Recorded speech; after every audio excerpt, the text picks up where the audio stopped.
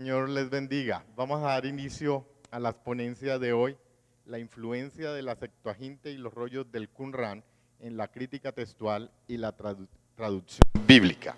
Para la Fundación Universitaria Seminario Bíblico de Colombia es un honor, un gozo poder tenerlos aquí, a los representantes de las diferentes universidades y a los estudiantes del programa de teología de la Fundación Universitaria Seminario Bíblico de Colombia. Sean todos bienvenidos.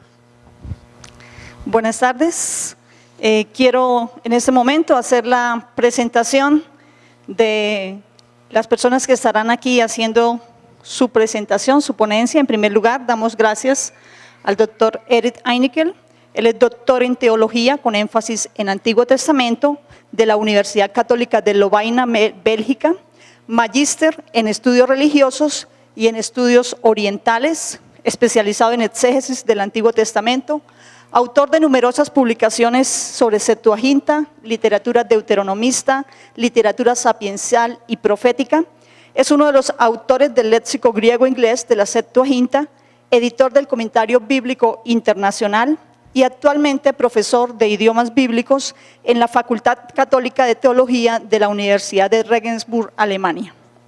El doctor Eric hará su presentación, su ponencia, y posteriormente vamos a tener al doctor Tarcisio Hernando Gaitán Briceño haciendo una respuesta y posteriormente al doctor Theo Donner. Quiero hacer una presentación también de los dos doctores. El doctor Tarcisio Hernando Gaitán Briceño es doctor en teología de la Universidad Pontificia Bolivariana de Medellín, magíster en Sagrada Escritura del Pontificio Instituto Bíblico de Roma.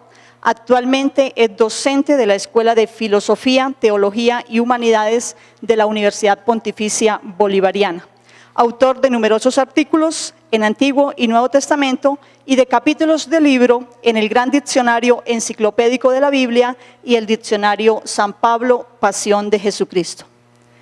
El doctor Theo Donner es doctor en Teología Patrística de la Universidad de Cambridge, Inglaterra, especialista en divinidad de la Universidad de Edimburgo, Escocia, autor de varios artículos y libros, entre ellos El texto que interpreta al lector, La soberanía de Dios y la responsabilidad del hombre, Fe y posmodernidad, una cosmovisión cristiana para un mundo fragmentado. Ha sido rector y decano de la Fundación Universitaria Seminario Bíblico de Colombia y actualmente es profesor en Antiguo Testamento y Teología Histórica de esta institución. La dinámica que vamos a tener entonces, vamos a tener inicialmente la presentación o ponencia del doctor Eineckel. Posteriormente, como lo dije, vendrá entonces la respuesta del doctor Tarcisio y el doctor Theo Donner. Muchas gracias a ustedes por estar aquí. Les pedimos que por favor apaguen sus celulares para que no haya interrupciones y cuando quieran y en el mayor silencio posible, atrás pueden tomar café o agua según su gusto. Estará acompañándonos para traducir el doctor Christopher Hayes. Muchas gracias. So, I would like to first to thank the Seminario Bíblico de Colombia and all the professors and the students for receiving me during these days and especially today. And I want to, of course, mention in particular my colleague, and I may say also my friend, Christopher Hayes, for organizing all this. He's done a tremendous job in doing this and getting us here and getting everything organized and seeing that we are well, and he has succeeded in many ways. So thank you very much, Chris, for this. Thank you. Especially. Bueno, quiero agradecer al Seminario Bíblico de Colombia, a los profesores y los estudiantes de la institución por haberme recibido y además a este peladito acá que está traduciendo para mí porque ahora somos amigos y ha sido mi anfitrión, más o menos.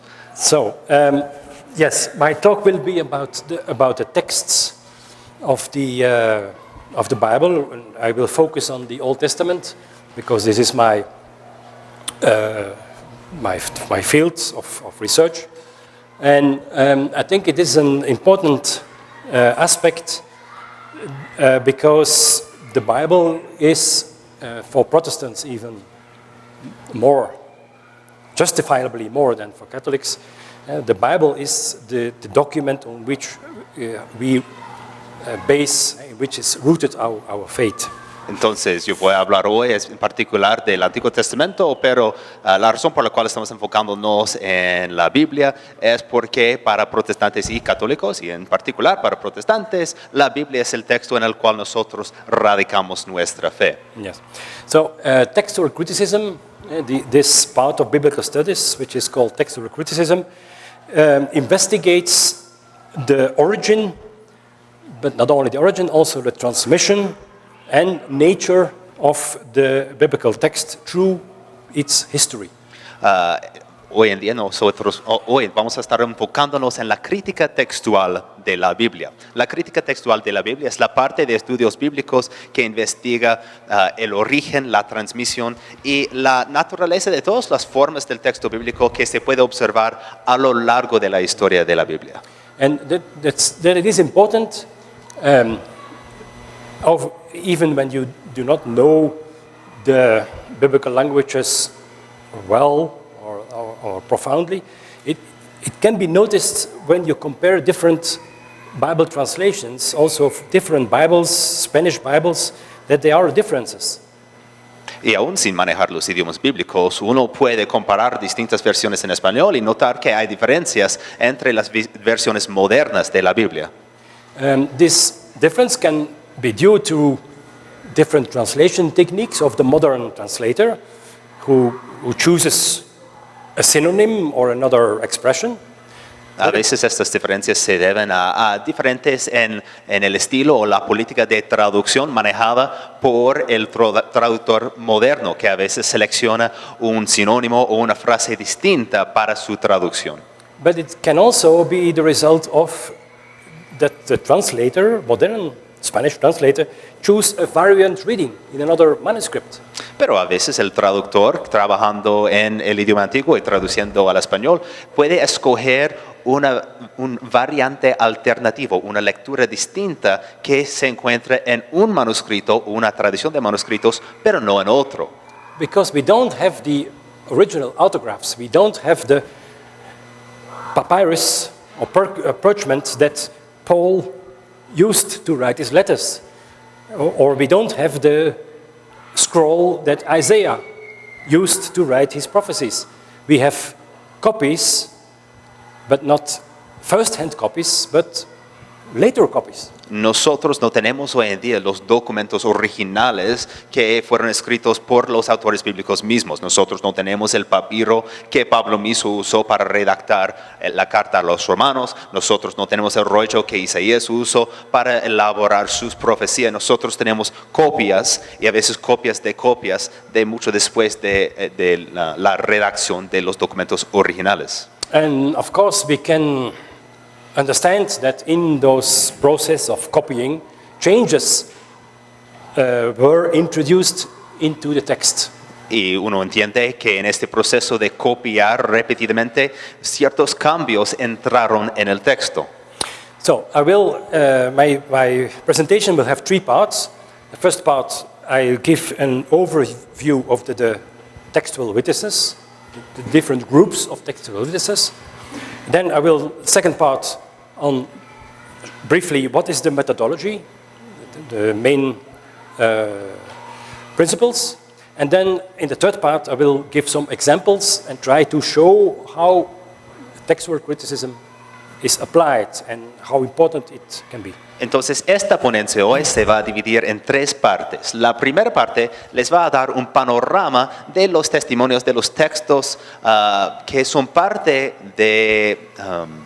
que nos brindan toda la información que nosotros tenemos sobre lo que el Antiguo Testamento dijo. La segunda parte de la charla se enfocará en la metodología que se usa para discernir cuáles de estos testimonios es más original o más antiguo. Y la tercera parte va a ilustrar con ciertos ejemplos la importancia de la crítica textual y para nuestra comprensión del mensaje de la Biblia y para la traducción.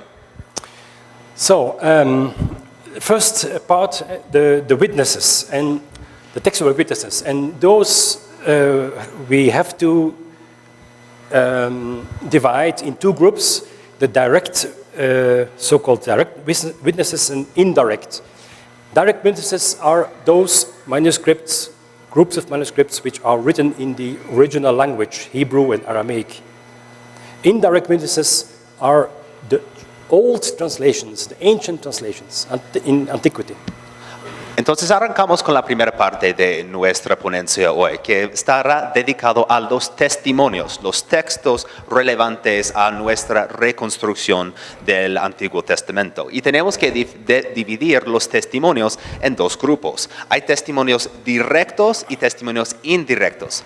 Los testimonios directos son los textos o los manuscritos que están escritos en el mismo idioma en que se escribió el documento original. En el caso del Antiguo Testamento estamos hablando de manuscritos y textos escritos en hebreo o en arameo.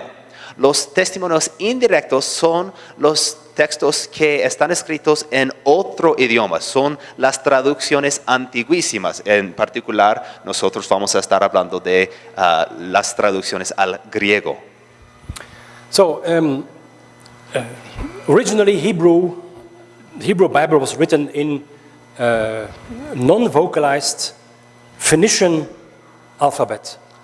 Inicialmente la Biblia hebrea se escribió en una letra fenicia no vocalizada, es decir, una letra fenicia que solamente tenía consonantes. So what we here see is not this Phoenician script. The Phoenician script was used until about the 3rd century BC, and then the Hebrews used the so-called Quadrat script that we see here. Entonces, este texto que ustedes ven acá no es la letra fenicia. La letra fenicia se usó de pronto hasta el 3er siglo antes de Cristo, y en esa época se cambiaron a usar la letra cuadrada aramea, que es lo que ustedes ven acá.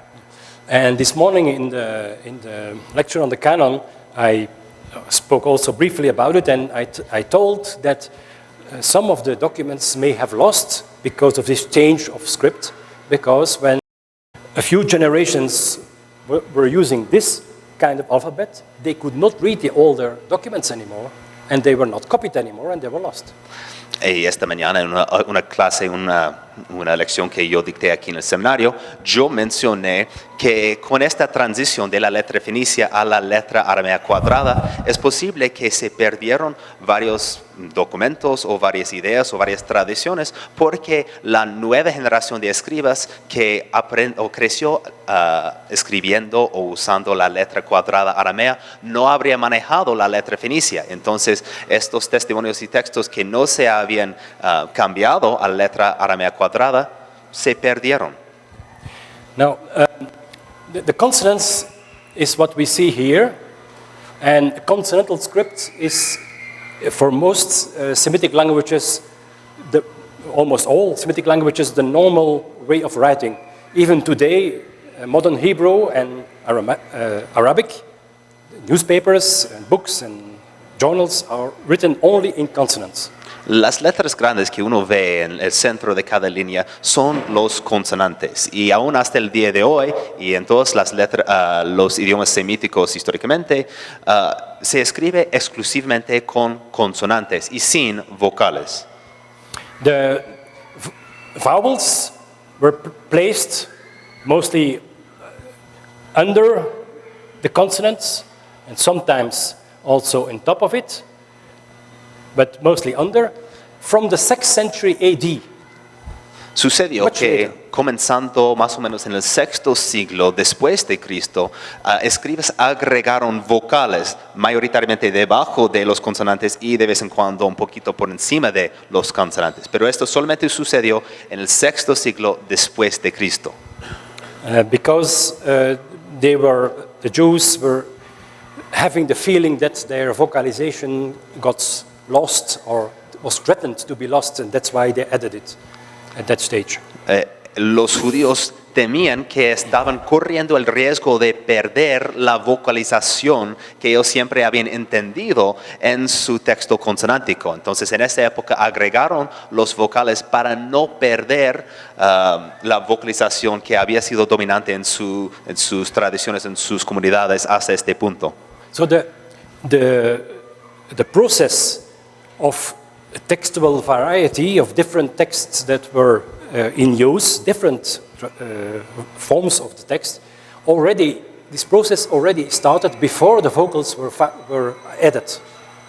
Entonces, aún antes de agregar los vocales, había bastante diversidad entre las distintas tradiciones del Antiguo Testamento.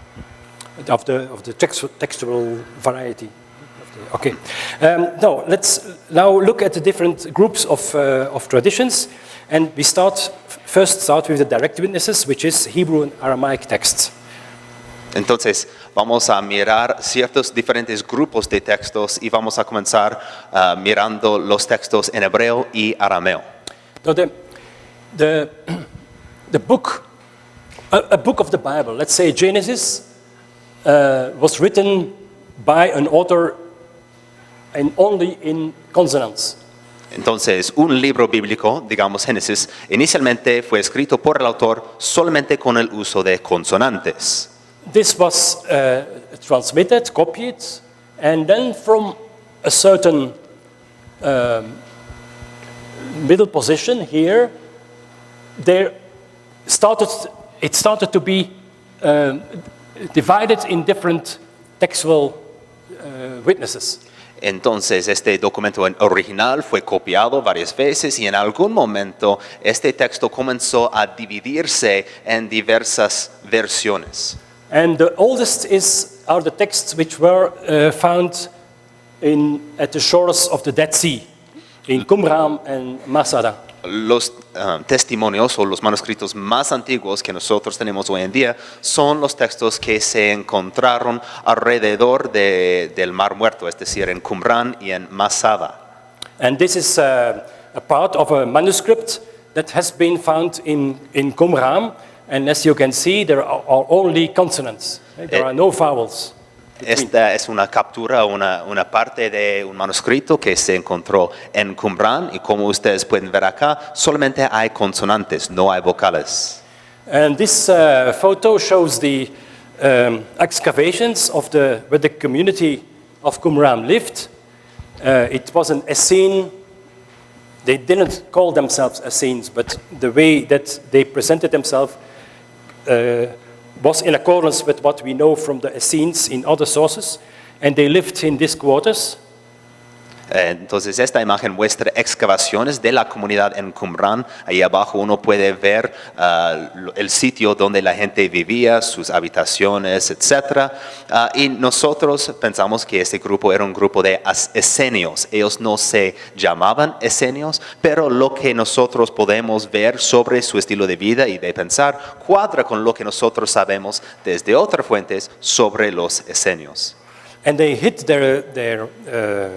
the documents, the scrolls in papyrus, most in parchment, and a few ostraca also. And they hid them in caves, and one of the caves is here, the most known cave that one can see when we visit Qumran.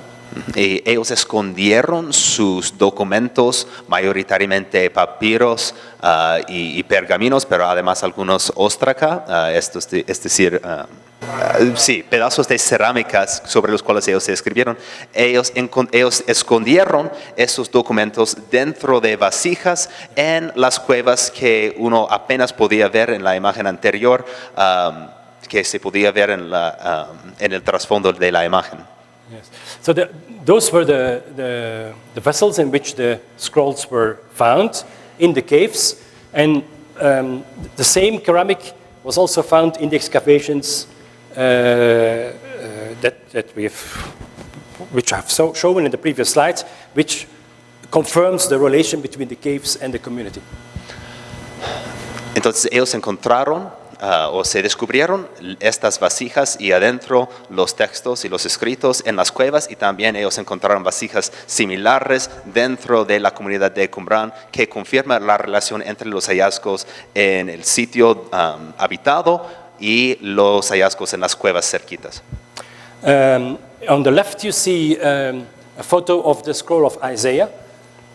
This is one of the few scrolls that have been found which were complete, which had the whole book of Isaiah. Entonces a la izquierda ustedes pueden ver el rollo de Isaías. Este es uno de los pocos textos que ellos encontraron casi en su totalidad. Tiene casi todo el libro de Isaías intacto.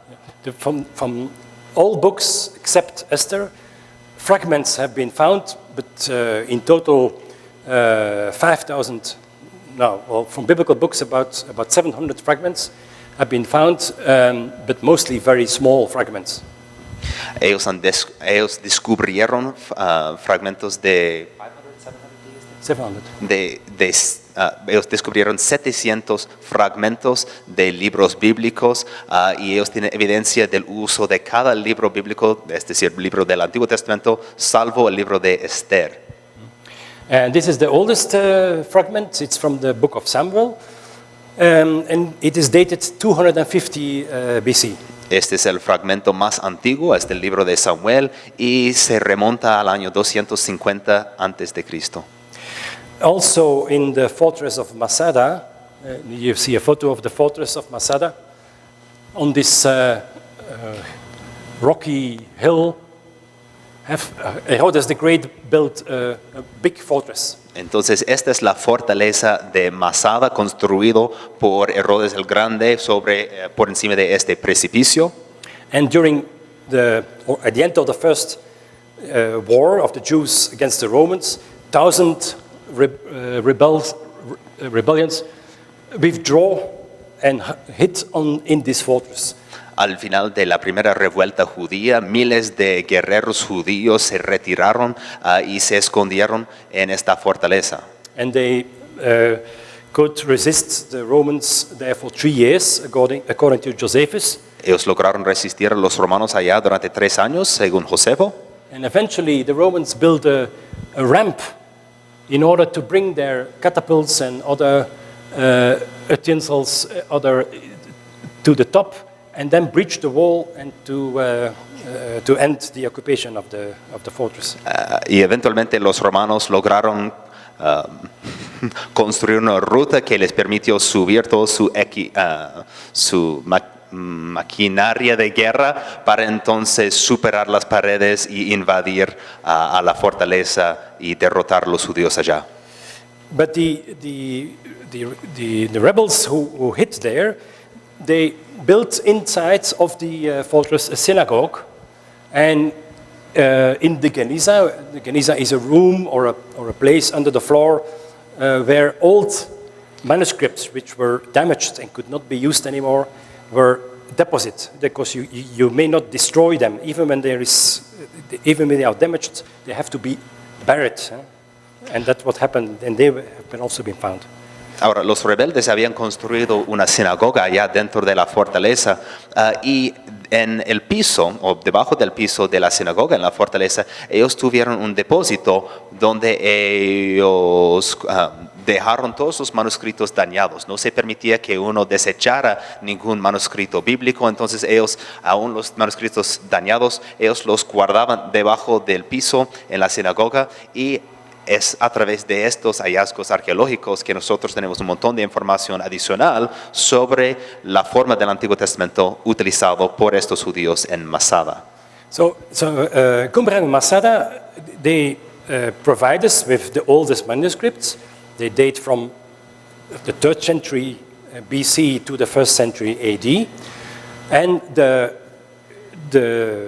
texts that have been found there are partly in accordance with the later Hebrew texts, partly they are in accordance with the Septuagint tradition, and partly even with the Samaritan tradition, and a third part is independent.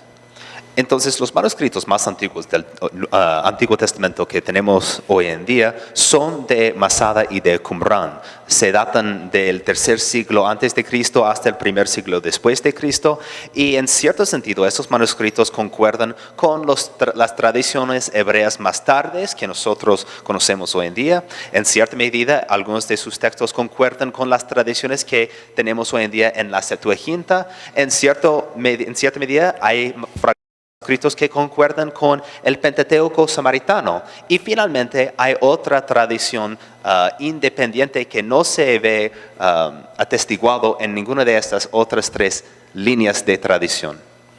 So that was the first group, the oldest.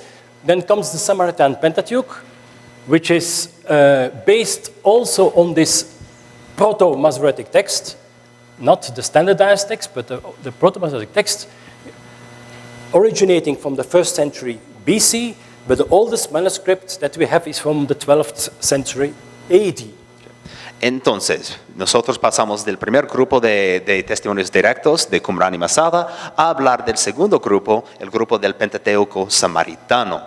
Esta tradición también se basaba en el texto llamado texto proto-masorético, un texto consonántico, y aunque nosotros creemos que esta línea de tradición se remonta al primer siglo antes de Cristo, los manuscritos más antiguos de esta tradición que tenemos hoy en día son del siglo XII después de Cristo. And here on this photo we see the brother of the Samaritan high priest who shows the Samaritan Pentateuch. The Samaritans only have the Pentateuch as their Bible, only the 5 books. There is no more. And it is still written in ancient Hebrew script, not the Quadrat script that is used for Hebrew today. They use the Phoenician script, still the Phoenician script. Entonces, en esta imagen acá, nosotros vemos el hermano del sumo sacerdote samaritano, y él está exhibiendo acá una copia del Pentateuco samaritano. Los samaritanos hasta el día de hoy solamente incluyen los libros del Pentateuco en su canon bíblico, y él mostró brevemente que la letra que se usa hasta el día de hoy es la letra fenicia, no es la letra cuadrada aramea que nosotros manejamos en nuestras Biblias hebreas, sino la letra fenicia que se usaba antes de pasar el texto a la letra aramea cuadrada. These Samaritan manuscripts deviate from the later standardized Hebrew text in smaller differences. Some of them are explained by sectarian variants, sectarian changes according to the Samaritan theology. Many are harmonizations. Within the Samaritan Pentateuch, they harmonized when something was said in Exodus this way and Deuteronomy that way. The Samaritans make them equal. They harmonized it. But it also happens that the Samaritan Pentateuch has received older readings, and therefore the Samaritan Pentateuch has to be studied next to the Hebrew Masoretic text. Hay varias diferencias entre el texto del Pentateuco samaritano y el texto masorético que nosotros manejamos hoy en día. Se pueden explicar estas diferencias de diversas maneras. En ciertos casos, uno puede entender que las diferencias se deben a la teología distinta de los samaritanos. Ellos tenían una ideología distinta, entonces algunos cambios son sectarianos.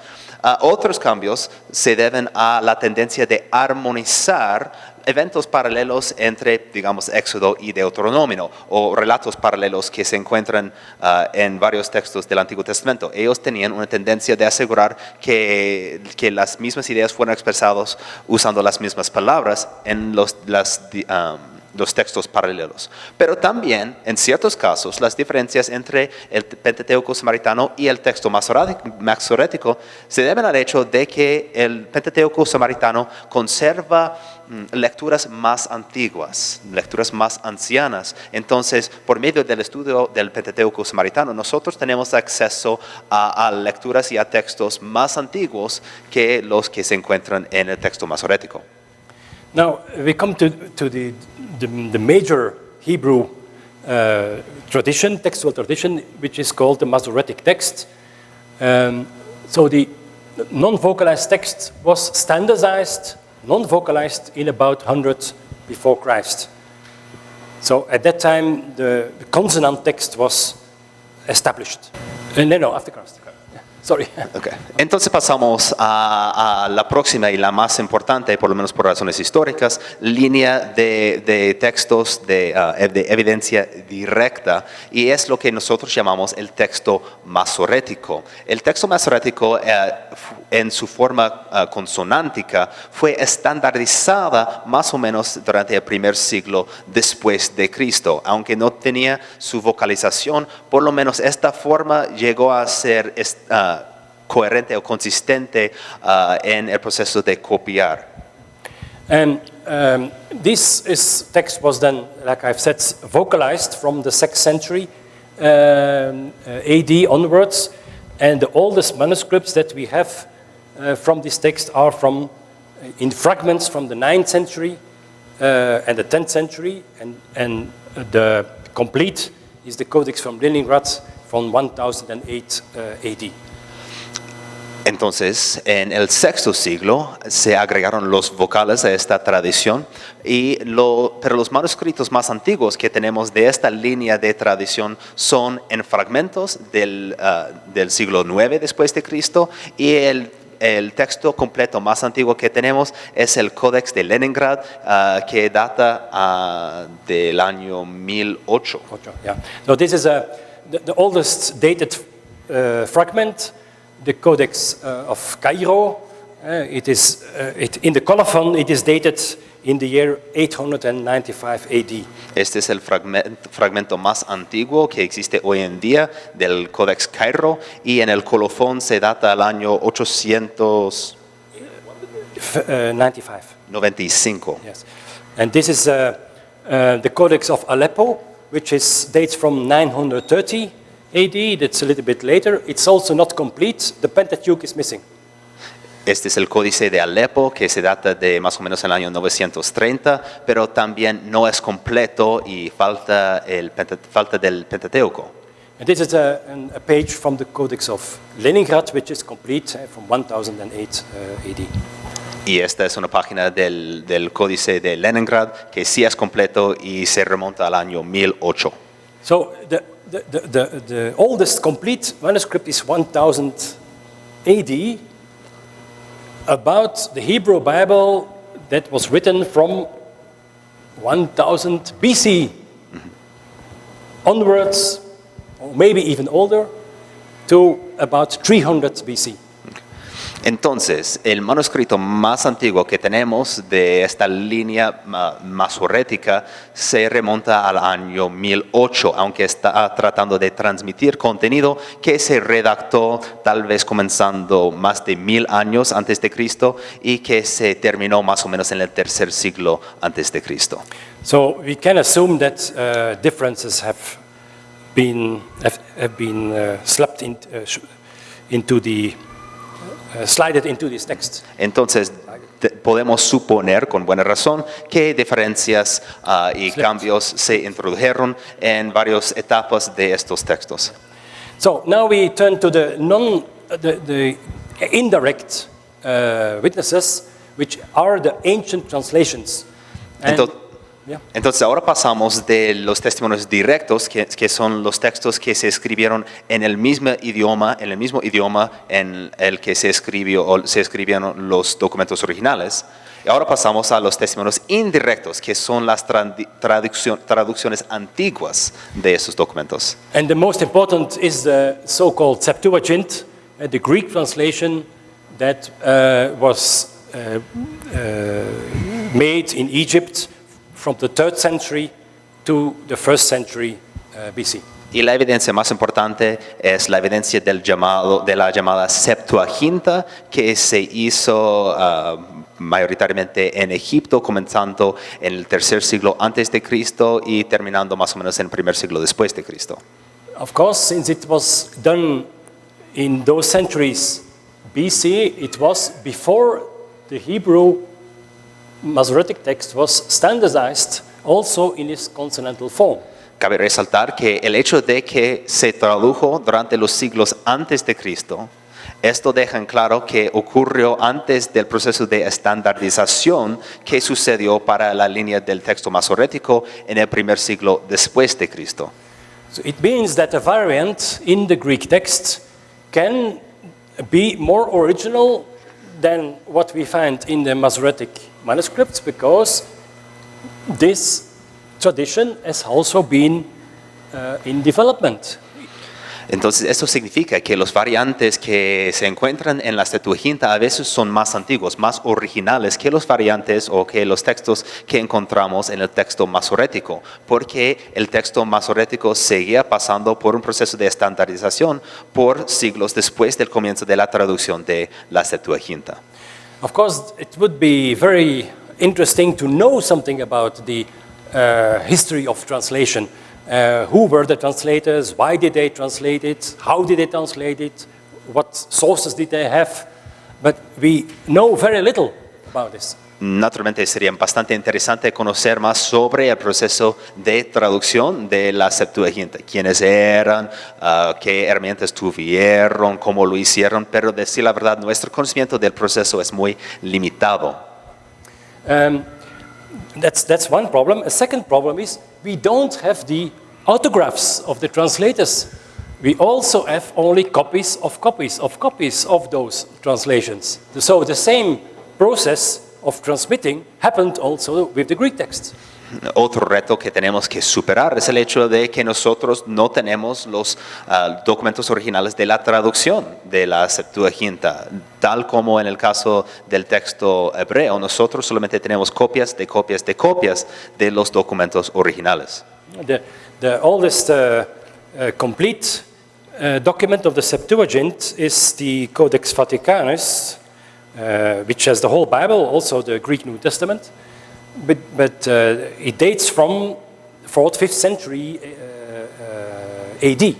El documento más antiguo que tenemos de toda la Septuaginta es el Codex Vaticanus, que se remonta al 4º o 5º siglo después de Cristo. Now,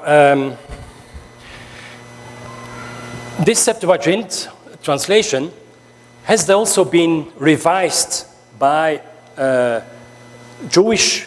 It was a Jewish translation. It is clear. It is done by Jews before Christ for the Jewish-speaking people, mainly in Egypt, because there was a large Jewish community. Entonces, esta traducción del Antiguo Testamento en griego, lo que llamamos la Septuaginta, fue una traducción realizada por judíos y para la comunidad judía antes del surgimiento del cristianismo. And it was, not all the books were translated the same way. Some were more literal and others were more freely. Like the historical books, Joshua, Judges, Samuel, Kings were more closer to the Hebrew, while Job and Isaiah is a more free translation. Y el estilo de traducción de los distintos libros del Antiguo Testamento no es uniforme. Libros históricos como Josué, Reyes, Samuel, etc., se tradujeron de una manera bastante literal, bastante cuidadosa, pero los libros como Job o Isaías se tradujeron de manera más libre. But from the moment that the Hebrew text got standardized, some of the Jewish scholars were not satisfied anymore with this Septuagint because it deviated. Of course it did, because it was a translation from an older stage. They were not satisfied, and they revised it towards the, at that time, standardized text. Entonces, aunque la traducción preliminar de la Septuaginta sucedió en los siglos antes de Cristo, cuando se estandarizó el texto masorético, más o menos en el primer siglo después de Cristo, algunos judíos que estaban usando la Septuaginta dejaron de estar satisfechos o contentos con la versión actual de la Septuaginta porque habían tantas diferencias entre la Septuaginta y la versión estandarizada, dado el hecho de que la Septuaginta dependía de tradiciones previas que no habían pasado por el proceso de estandarización. And those three gentlemen are Aquila, Symmachus, and Theodotion, who the one more literal, the other more freely revised or retranslated the text in Greek.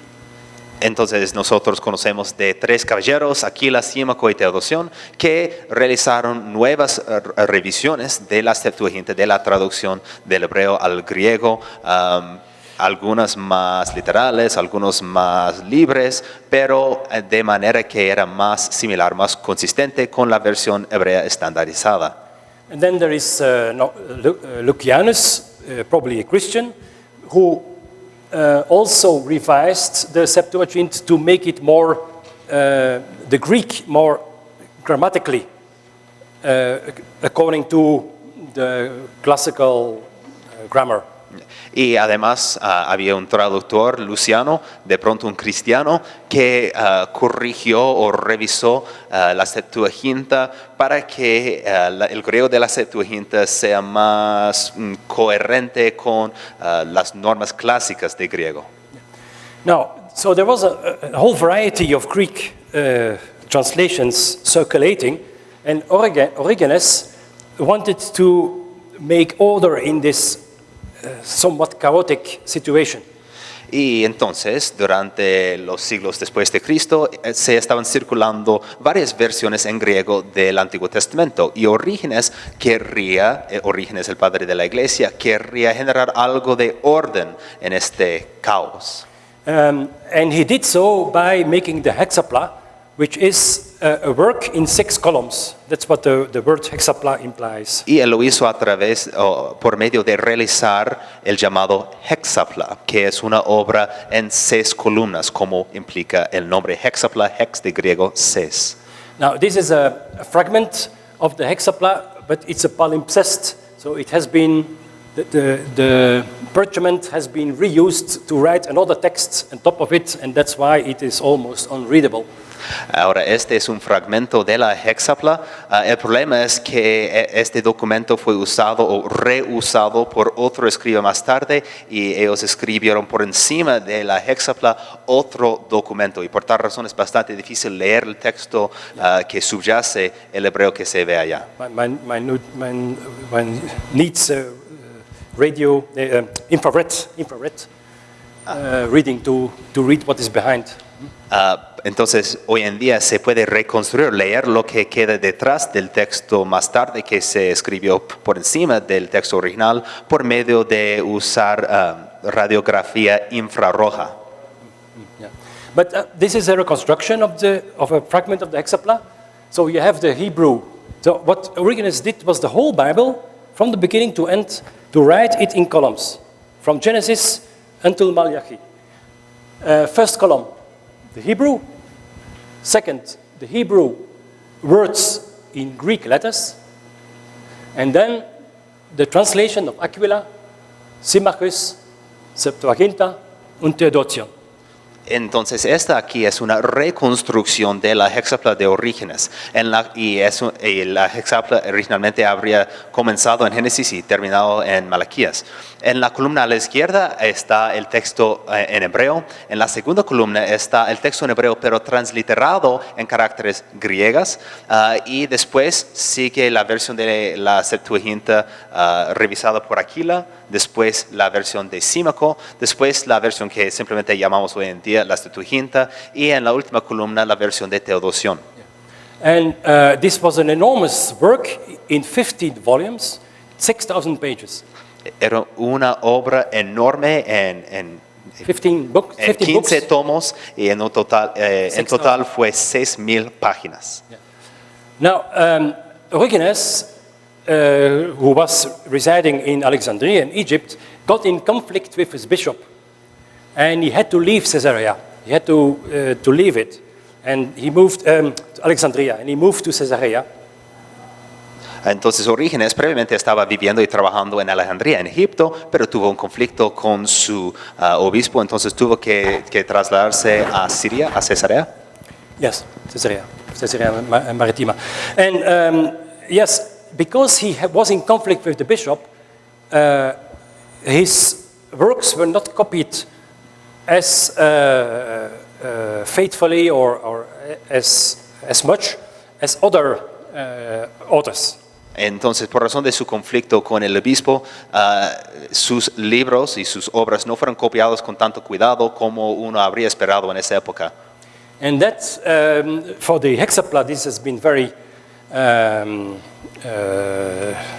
very bad development because it was not copied any further. We only have fragments, mostly in quotations of other authors who did not have a conflict, and those works were copied. Entonces, esto fue un desastre en el caso de la Hexapla porque no se sigue copiándola. Entonces, la mayoría de la evidencia que nosotros tenemos hoy en día sobre la Hexapla depende de fragmentos que nosotros encontramos en las obras de otros autores. From this Hexapla of Origenes, the Greek text, the bishop Paul of Tella made a Syriac translation of the column of the Septuagint. Paul of Tella. No obstante, el obispo Pablo de Tela hizo una traducción siríaca de la quinta columna de la Hexapla, es decir, la quinta columna es la columna de la Septuaginta. And this is called the Syro Hexapla, and this is better preserved. It's not so fragmented. Y esta traducción siríaca se llama el Syro Hexapla, y esto se ha preservado mejor que las otras partes de la Hexapla. Yeah. But it is a Syriac translation from a Greek work, which is then translated from Hebrew. So we have a double translation. Pero es una traducción siríaca de una obra en griego que fue traducido de una obra en hebreo. Entonces nosotros tenemos dos pasos de traducción. So this is also in antiquity, the Latin churches, so in North Africa, in Italy, of course, and in Gaul, they were using Latin in the church. They also needed a Latin Bible, and they translated the Septuagint into Latin, the so-called Vetus Latina. Bueno, hay otro grupo de testimonios indirectos y que se encuentran en latín. Los cristianos en África del Norte, en Galia y en Italia necesitaban una Biblia en latín. Entonces ellos realizaron una traducción con base en la Septuaginta, y esta traducción se llama la Vetus Latina. Later, Jerome made a new Latin translation, the so-called Vulgata, and this replaced then the Vetus Latina. That was also the intention to replace it. And then this Vetus Latina got out of use and was no longer copied. Después de un rato, Jerónimo realizó su propia traducción del Antiguo Testamento al latín, pero lo hizo con base en el texto masorético. Y como resultado de esta traducción de Jerónimo, que es la Vulgata, paulatinamente se dejó de usar la Vetus Latina. So therefore, the Vetus Latina is only preserved in quotations from the Vetus Latina in other authors. But about 2/3 of it can be reconstructed. Y por tal razón, la Vetus Latina solamente sobrevive en fragmentos que son citados dentro de obras de otros padres de la Iglesia, pero con base en los muchos fragmentos que tenemos, se puede reconstruir casi 66% de la Vetus Latina. So the Vulgate, Pope Damasus saw the different translations that were also in the Vetus Latina that were circulating, and he wanted to make an end of it, to have one Latin translation for the whole church, and he ordered Jerome at the end of the 4th century, beginning of the 5th century, to make a new translation, Latin translation of the Bible.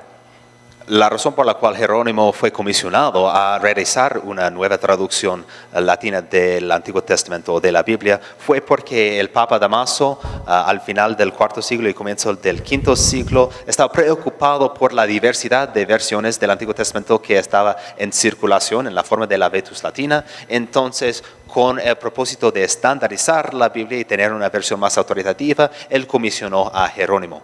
And one can still visit the cell of Hieronymus in Bethlehem, which is now under the floor of the cathedral there, because the ground floor has, of course, risen over the ages, where he apparently made this translation. Y hasta el día de hoy uno puede visitar la celda de Jerónimo en Belén y en un momento debajo del piso de la iglesia de ¿es una catedral? Yes. Del catedral en Belén. Now, Jerome, for his translation, used the Hebrew text. He was the one who introduced the principle of the Hebraica Veritas. So he wanted to use the not vocalized, because the vocals came a few centuries later, but the non-vocalized, standardized Hebrew text. Entonces Jerónimo se basó en el texto hebreo del Antiguo Testamento. Fue el que introdujo la idea de Hebraica Veritas, que quiere decir en hebreo está la verdad. Y él se basó entonces en el texto masorético estandarizado pero consonántico. But he also looked at the Septuagint and also the revisions of the Septuagint when the Hebrew text, according to him, did not make sense or was dark or understandable or not understandable. Pero él también consultaba a la Septuaginta en sus varias versiones cuando el texto hebreo era más difícil de entender o cuando su significado no era muy claro. Now, the Vulgate steadily replaced the Vetus Latina, and from the 8th century it was the standard Old Testament text and for the whole church, until Luther made his new Bible translation, also this time based on the Masoretic text. Entonces, paulatinamente la Vulgata se fue reemplazando a la Vetus Latina hasta el VIII siglo y llegó a ser entonces el texto estandarizado y autoritativo de la Iglesia hasta que Lutero elaboró su propia y nueva traducción también con base en el texto masorético. This is for the Protestants because the Catholics remained with the Vulgate until the 20th century. Naturalmente esto solamente aplica a la Iglesia protestante, puesto que la Iglesia Católica seguía usando la Vulgata hasta el siglo XX. Now, two more. The Targumim, and then later Peshitta. Targumim are the translations in Aramaic. Entonces hay dos testimonios más que vamos a mencionar brevemente, los Targumim y la Peshitta. Los Targumim son traducciones del Antiguo Testamento en arameo. Now, the Targumim were originally only oral. It was done like we have here today. The priest or the rabbi read the Hebrew Bible, the Pentateuch, verse by verse. And the other books, 3 verses by 3 verses. Entonces, el proceso de la elaboración inicial de los Targumim era oral, tal como nosotros estamos observando en el día de hoy. Alguien leía el texto hebreo inicialmente en voz alta y otra persona traducía al arameo. Con la Torah ellos hicieron una traducción de un versículo por un versículo y con los salmos y los profetas realizaron la traducción en grupos de 3 versículos. And the translator translated into Aramaic because the people spoke Aramaic. He didn't understand Hebrew anymore. But the translation was a paraphrase. more paraphrasing than what we have today here. You hope. Entonces el traductor tuvo que traducir al arameo, puesto que la gente mayoritariamente de esa época no manejaba el hebreo. Y la traducción era una paráfrasis, es decir, que no era una traducción muy literal, muy pegada a la versión original, sino más dinámica, como nosotros esperamos que está sucediendo hoy. Now, it was not only a paraphrase, but also sometimes also more homiletic. There was also some explanation involved in this translation. Pero además de ser una paráfrasis, era una traducción homilética que incluía algo de explicación en la traducción. And it was transmitted orally, so the next generation of Metargem, of translator, learned it from his predecessor, and he gave it further to the next generation. So it was the Targum, that this translation was transmitted orally for a long time. Y esta traducción se transmitió oralmente, entonces un traductor aprendía, memorizaba la traducción utilizando o con el beneficio de su predecesor. Y fue de esta manera que se fue transmitiendo los Targumim por varias generaciones. Now, the rabbis were not interested in this Targumim because this was for the ordinary people and who didn't know Hebrew. They concentrated on the Hebrew text. And until about the 5th century, when those Targumims became so important and having built up their own authority, then the rabbis started to put interest in those translations. Inicialmente los rabinos no prestaron mucha atención a los Targumim, puesto que eran básicamente herramientas para la gente no educada, para la gente común. Pero comenzando más o menos en el V siglo, los Targumim habían llegado a adquirir su propia autoridad, de modo que los rabinos llegaron a sentirse obligados a prestar atención también a los Targumim. So, and then the Targumim became standardized and were also written down. And so the Targumim are then also a witness, but because they are based on the Hebrew standardized text, they reflect actually this tradition, the same tradition as the Masoretic text. Entonces, en esta época, ellos comenzaron a estandarizar y escribir los Targumim. Y ellos son, en cierto sentido, un testimonio independiente al texto masorético, porque dependen del hebreo, pero fueron basados en el texto estandarizado del texto masorético.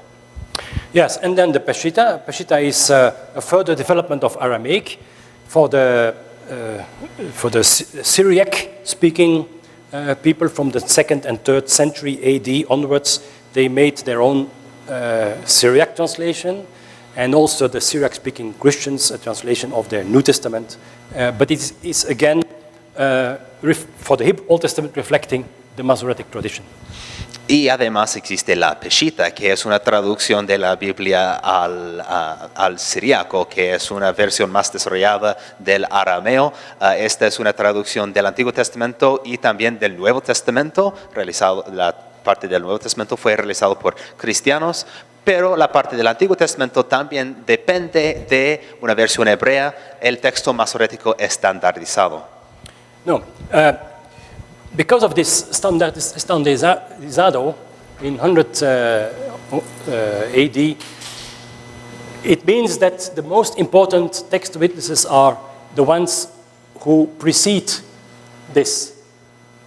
The Masoretic text, or which are based on this Proto-Masoretic text, like the Masoretic text, the Septuagint, the Samaritan Pentateuch, and the Dead Sea Scrolls. The others, which are coming from those standardization, are secondary. Como resultado de este proceso de estandarización que sucedió en el primer siglo después de Cristo, por nuestros propósitos texto críticos, los testimonios más importantes son los textos que no dependen de una versión estandarizada del Antiguo Testamento, sino que dependen del texto proto-masorético. Es decir, que las versiones que nos son más importantes para enriquecer nuestra comprensión del Antiguo Testamento son la Septuaginta, los textos de Qumran y Masada y el Pentateuco samaritano. This was the first exposition of the different witnesses. Now, what the textual history concerns, I will summarize this briefly. Before the Dead Sea Scrolls were found, before this was known, there was an understanding that there were three local, from locality, three local types of groups of texts. There was the one from Egypt, there was the one from Palestine, and then the one that was brought from Babylon to Palestine, and that replaced the Palestinian tradition. So the Palestinian was mostly found in the Samaritan Pentateuch. The Masoretic text came from Babylon, and the Septuagint from Egypt. Entonces, ahora muy brevemente vamos a parafrasear teorías de la historia textual. Previamente existía una teoría de tres tipos de textos locales, los tres ubicaciones geográficas con las que la gente asociaban distintas versiones del Antiguo Testamento eran Egipto, Babilonia y Palestina. La idea era que Babilonia representaba el texto masorético, que el tipo de Palestina era representado por el Pentateuco samaritano y el tipo de Egipto era representado por la Septuaginta. But we've seen in the beginning that in Qumran, on the Dead Sea Scrolls, all those three traditions were found side by side in one location. El problema con esta reconstrucción que dice que cada región geográfica tiene su propia tradición textual del Antiguo Testamento, lo que aprendimos de Qumran, como se mencionó al comienzo de esta charla, es que allá existían esos tres tipos de tradiciones textuales en el mismo lugar, en las mismas vasijas. Yeah. So that's why now there is the theory of the different traditions of text which were used for different purposes. Entonces se ha rechazado esta teoría de tres tipos de textos locales y hoy en día más dominante es la teoría de que se usaba distintas versiones o tradiciones textuales para propósitos distintos. You can compare it with today modern Spanish translations. You have the more literal translations like the Biblia de Jerusalén, and then you have the more free translations like the Biblia Dios habla hoy. Analógicamente uno lo puede comparar con el fenómeno de tener distintas traducciones modernas en el español. Por un lado tenemos traducciones más literales como la Biblia de Jerusalén y por otro lado nosotros tenemos traducciones más perifrásticas, más libres como la Biblia Dios habla hoy. And you have them today in the same library, one next to the other. And so it was in Qumran that you had the text which later then became the Masoretic text next to the text which was close to what later became what was the Septuagint translation or the Samaritan Pentateuch and even a fourth own tradition. Y entonces, hoy en día nosotros tenemos en la misma biblioteca, en el mismo estante, tenemos varias versiones de la Biblia. Y el mismo fenómeno existe en Qumran. Ellos tenían allá diversos textos en el mismo lugar, algunos textos que representan la tradición que llegó a ser la tradición masorética, otros textos que representan la tradición de la Septuaginta, otros textos que representan la tradición que nosotros vemos hoy en día en el Pentateuco samaritano y otra tradición que es independiente. So it must be related to the use, for liturgical use or for the study of the Torah, for commentary, to commentate, or maybe for juristical use. They used a different type of text. Entonces se supone que estas distintas versiones se deben a los usos distintos que la gente tenía para la Biblia. Una versión tal vez para usos litúrgicos, otro uso para estudios exegéticos, otro uso para otros usos jurídicos. Por cada uso ellos suponen que existía una versión, una tradición distinta. No, the method of textual criticism, well, there are two opinions about it. One opinion says we have to reconstruct the original text as closely as possible. Entonces ahora vamos a pasar a hablar brevemente de la metodología que se utiliza para la crítica textual. Entonces, con base en toda esta literatura, todos estos testimonios distintos que tenemos, ¿cómo es que uno trata de reconstruir cuál es el testimonio o la versión que debemos preferir? Una teoría es que uno debe utilizar toda esta información con el propósito de reconstruir la versión más original, la versión que más se asemeja al documento original. Another, well, what they do, they take the Masoretic text because it's the standardized in consonants 100 AD. They take this as a basis and compare then the different variants and waive them and then choose the best reading. Para tal acercamiento, uno comienza con el texto masorético, estandarizado en el primer siglo después de Cristo, y después uno echa miradas a los otros variantes para evaluar cuál versión parece ser más original. And then this reconstructed text is then the basis for the exegesis or for the preaching or for the Bible translations. Y entonces ellos usan este texto reconstruido como la base de las traducciones modernas y el estudio bíblico crítico, etc. Others say, well, because we cannot for sure reconstruct this original text, it always remains an hypothesis, the textual criticism must study all those different variants and then explain the text in exegesis, explain it according to the Septuagint, to the Masoretic text, to the Pentateuch, and put them side by side.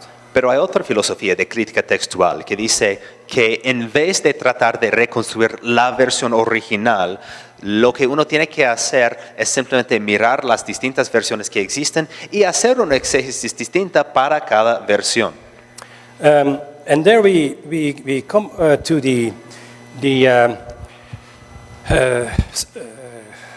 principle of multiple violence, that some authors even accept in some cases that from the beginning the intention of the author was to have different possible interpretations.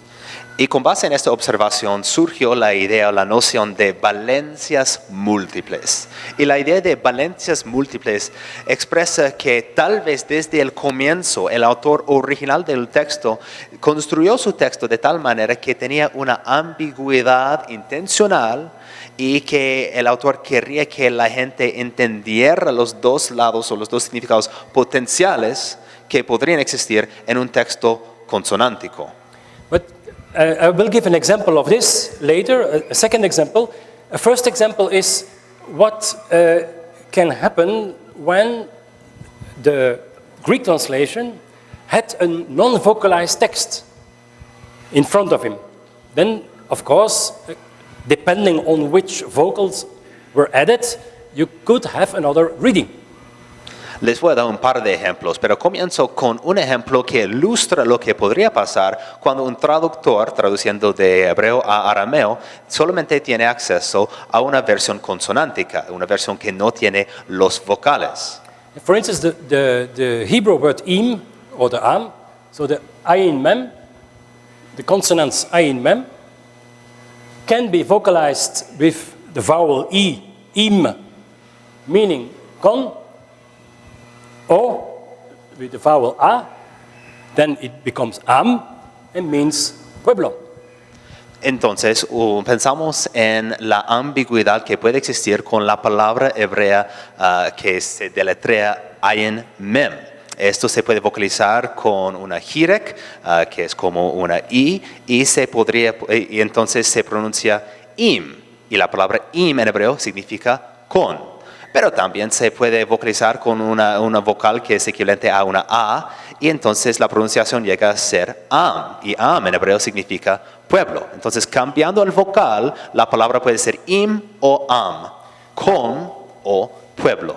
Now, the Septuagint had the text only in consonants, and later the Masoretic vocalization put here the vowel A, which leads to the translation, los príncipes de los pueblos se reunieron como pueblo del Dios de Abraham. Entonces, el texto masorético, después de varios siglos, cuando ellos agregaron los vocales, agregaron la vocal que es equivalente a la vocal A en español, que significa que ellos entendieron la palabra como am. Y esto resultó en la traducción, los príncipes de los pueblos se reunieron como pueblo del Dios de Abraham. But the Septuagint, who had the non-vocalized text, thought that it would be the vowel E, and translated it with meta, with, so con.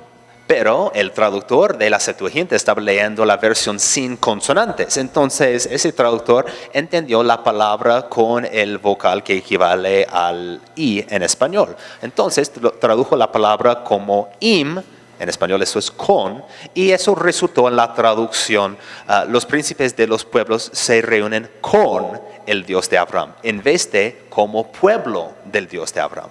And interesting is that the Biblia de Jerusalén has both translations, con el pueblo.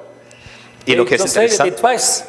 Y lo que es interesante es que aunque esta palabra solamente ocurre una vez en el texto hebreo, es decir, que uno tiene que escoger entre una vocalización u otra, la Biblia de Jerusalén decidió traducir las dos palabras juntos. Los príncipes de los pueblos se reúnen con el pueblo de Dios de Abraham, es decir, que ellos lo leyeron como si hubiera dicho im-am.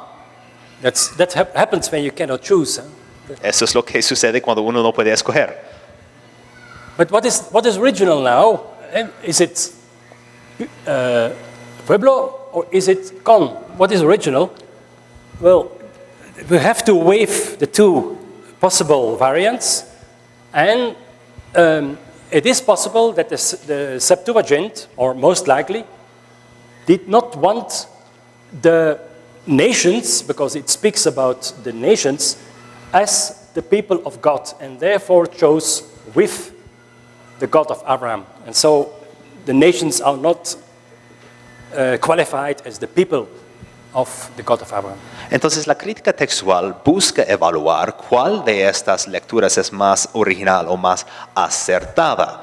Y uno tiene que evaluar las distintas posibilidades y los factores que podrían iluminar cuál versión es más original. Lo que parece probable en este caso es que el traductor de la Septuaginta no aguantaba la idea de que las naciones también se llamarían parte del pueblo del Dios de Abraham. Entonces prefirió una traducción como una preposición, utilizando meta como una traducción de im, para evitar la implicación de que las naciones serían contados como parte del pueblo del Dios de Abraham. Now, a second example where this intentional double vocalization and interpretation is possible is in Cantares chapter 1 verse 2. Otro texto donde es posible que hay estas valencias múltiples, esta ambigüedad intencional en el texto consonántico hebreo, se encuentra en Cantares 1:2. It says in the second line, porque tus amores son mejores que el vino. La segunda mitad del versículo dice, porque tus amores son mejores que el vino. Now, in the Hebrew non-vocalized text, we only have dalet, dalet. La parte que es complicada es que la palabra aquí traducido como amores, en hebreo simplemente sin vocales es dalet, dalet. If you add the vowel O here, it means amor. If you add the vowel A, it means seno. Y si uno agrega la vocal O para que la palabra sea pronunciada dod, entonces significa amor. Pero si uno agrega la vocal A, a esos dos consonantes, dalet, dalet, la pronunciación llega a ser dad. Y la palabra dad en hebreo quiere decir seno. And then the sentence becomes porque tus senos son mejores que el vino. Entonces, con una vocalización alternativa, el texto no dice porque tus amores son mejores que el vino, sino porque tus senos son son mejores que el vino. And in Cantares, the text further on is congratulating the bride for her beauty, among other elements also, the breasts of the bride. Y vale la pena señalar que más tarde en el mismo libro, el autor de Cantares felicita a la novia por su belleza y en particular enumera entre sus múltiples características hermosas sus senos.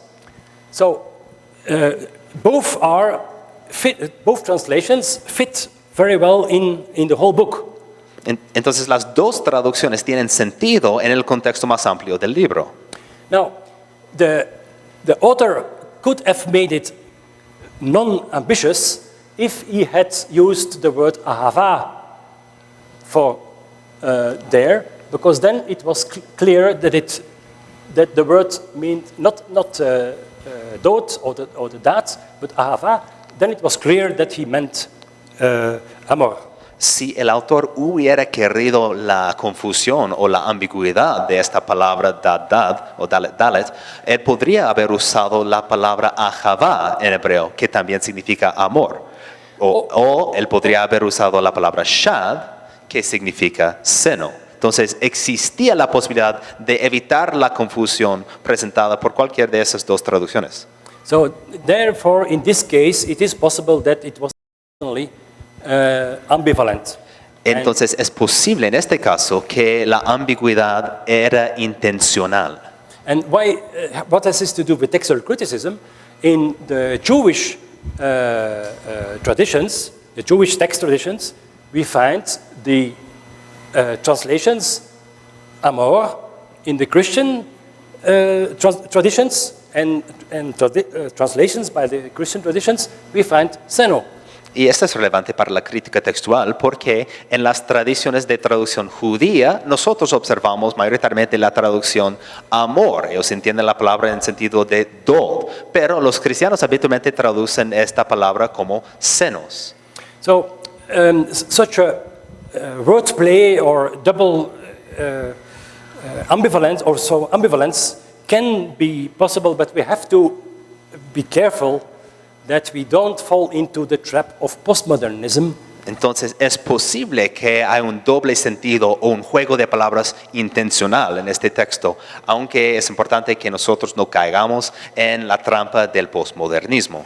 Because postmodernism says that all the meanings are decided by the readers, and if I see ambivalence, then there is ambivalence, and the author is dead. The author has no control over his text anymore. El postmodernismo dice que es el lector que determina todos los significados, todas las lecturas, y no importa lo que el autor habría querido decir. El autor es muerto en sentidos literales y figurados, y lo que importa es la interpretación del lector. And that is leading to chaos, because everybody can have their own interpretation, their own truth, and there is no truth anymore. Y yo creo que esta línea interpretativa nos guía al caos, porque todos tienen su propia interpretación, su propio significado, su propia verdad, y la idea de verdad objetiva deja de existir. There is something wrong here. Wait, I have to get out, I think. But I'll quickly some the final examples from the Book of Kings. Unos ejemplos más del libro de Reyes. Just a moment, because there was something wrong with that.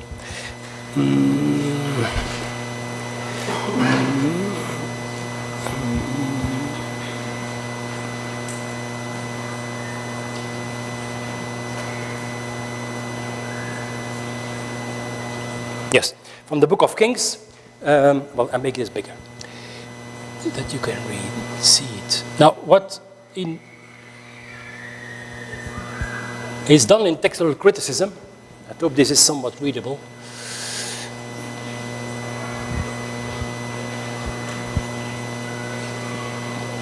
is you put the Hebrew and the most important textual witnesses.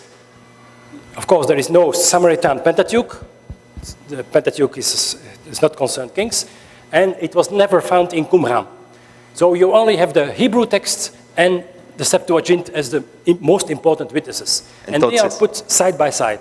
Entonces, para el proceso de la crítica textual, uno comienza alineando las dos versiones o las tres versiones más importantes, los testimonios más importantes. En el caso de Reyes, las dos versiones son el texto masorético y la Septuaginta, puesto que el Pentateuco samaritano no existe para libros que no son parte del Pentateuco.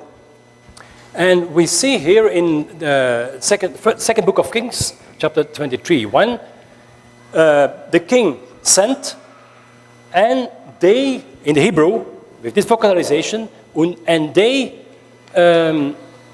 resembled to him all the eldest from Judah and Jerusalem. Entonces, el texto en hebreo, que no queda muy cómodo, dice que el rey ordenó y todos los ancianos de Judá y de Jerusalén le añadieron a él. In the Greek text, it also says the king sent, and he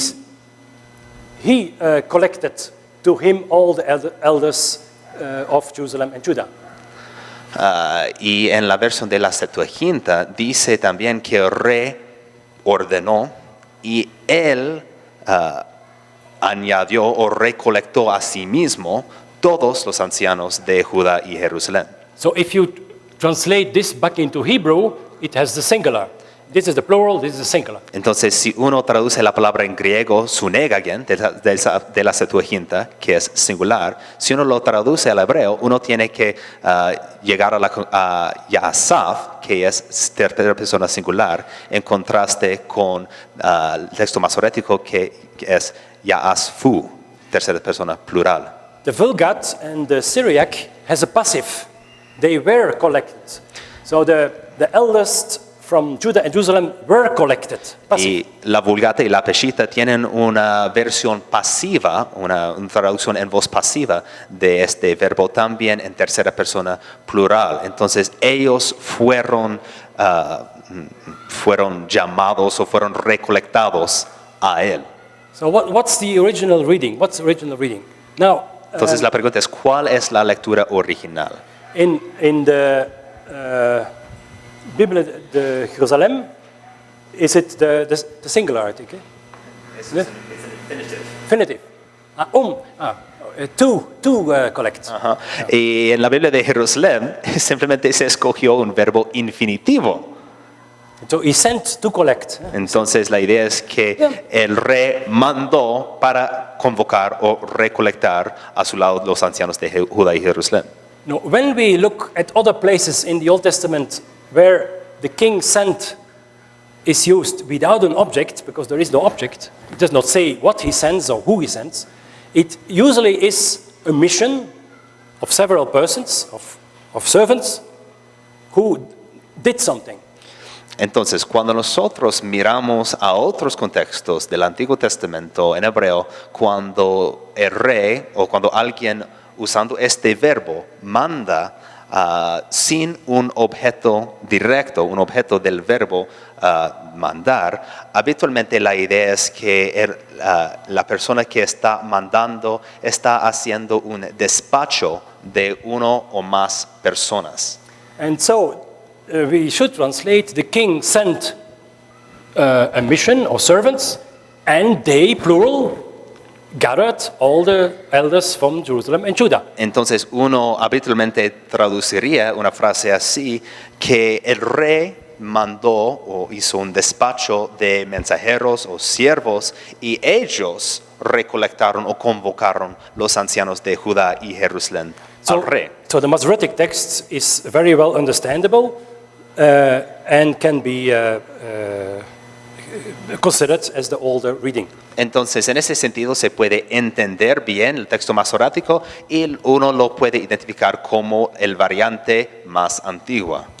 In verse 16, of the same chapter, we read, King Josiah turned and he saw the tombs there on the mountain, Bahar, on the mountain. Ahora, pasamos al próximo versículo, donde hay otro problema de la crítica textual, y nosotros vamos a observar un fenómeno distinto. En versículo 16 dice que el rey Josías volvió y vio los sepulcros en el monte, en la montaña. The Targum goes with the Masoretic text, but the Septuagint has antepole. El Targum concuerda con lo que dice el texto masorético, indicando que el rey vio sepulcros en la montaña, pero en la Septuaginta hay otra lectura, hay otra variante, que dice que el rey vio las tumbas que estaban en la ciudad. And if you translate it back into Hebrew, it has ha'ir. Y en hebreo, si uno traduce el griego al hebreo, la palabra no es har, que es montaña, sino ir, que es ciudad. So it resembles each other, so a mistake can easily be made. Las palabras son similares, entonces uno puede imaginar cómo ocurrió un error. But in the ancient Hebrews did not bury their dead, the ordinary people, not in the city. They were built in caves in the mountains. Ahora, para entender esta diferencia textual, hay que entender que, por un lado, los hebreos antiguos enterraron su gente no en la ciudad, sino en tumbas en las montañas y en las afueras de la ciudad. While in the Greeks, it was normal to bury the dead in the town. Pero por el otro lado, en la cultura griega era bastante normal enterrar los muertos dentro de los límites de la ciudad. So it is very well understandable that the Greek translator misread, or as a result of the resemblance, changed this har in ir, intentionally or maybe not intentionally. Entonces uno puede entender por qué el traductor griego habría o confundido su lectura del hebreo o cambiado su traducción para que para que se encajara mejor con las prácticas culturales dominantes de su época, diciendo que el entierro sucedió no en las montañas, sino dentro de la ciudad. Now, in the same verse, something more dramatic happened. The text here, we see in the text here that it speaks about the man of God who proclaimed. And then in the Hebrew text, there is a lacuna, so to say. And then the Hebrew text continues here with what had predicted, what had said, who had said those words. Okay. Y en ese mismo versículo, algo más dramático sucede.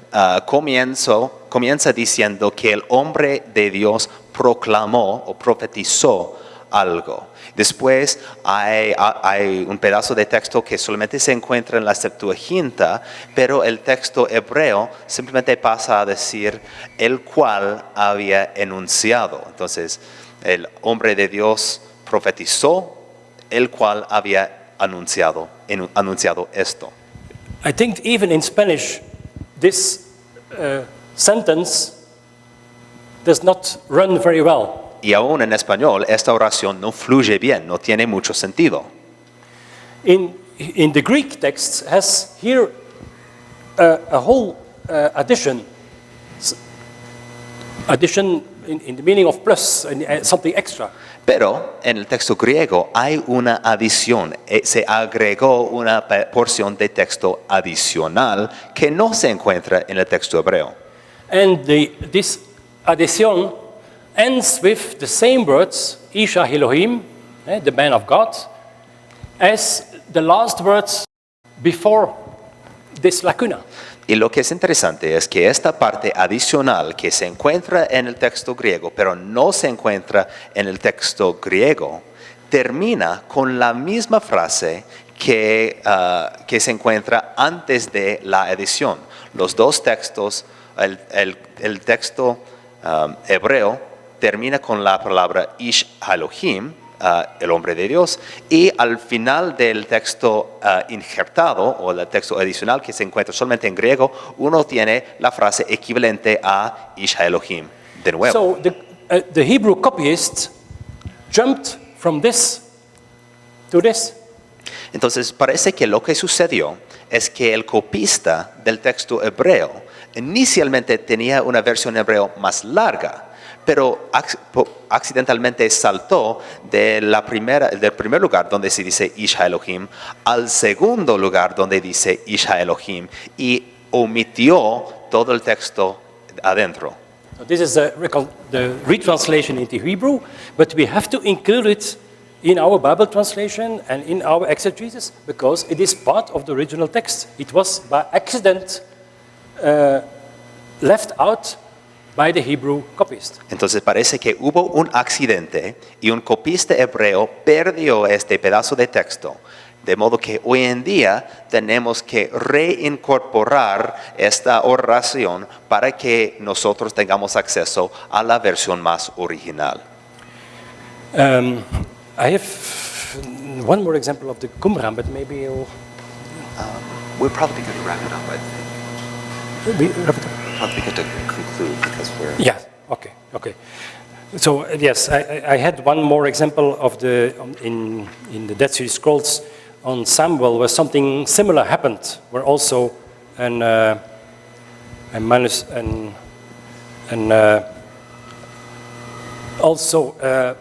piece fell out because of two identical words. It's not in the Masoretic text, it's not in the Septuagint, but it is in a Qumran manuscript, and it belongs to the original text. Los horarios del Mar Muerto, que incluyen copias o versiones del texto del Antiguo Testamento, nos muestran que este mismo fenómeno sucedió en otros contextos, en el proceso de copiar el texto masorético, el texto que llegó a ser el texto masorético. Ahí nosotros observamos de nuevo un fenómeno donde un autor, un copista del texto masorético, saltó del lugar donde se mencionó el nombre de un rey al segundo lugar donde se mencionó el nombre del mismo rey y accidentalmente omitió todo un pedazo de texto, sin el cual la narración no tiene sentido. So yes, time is up already. I think I already went well over it. So I thank you very much for your attention, and I must say you are very excellent students. You've been very, very careful. Thank you. Bueno, ya hemos superado los límites de nuestro tiempo. Les agradezco por su atención y tengo que decir que ustedes son estudiantes impresionantes. Muchas gracias. Muchas.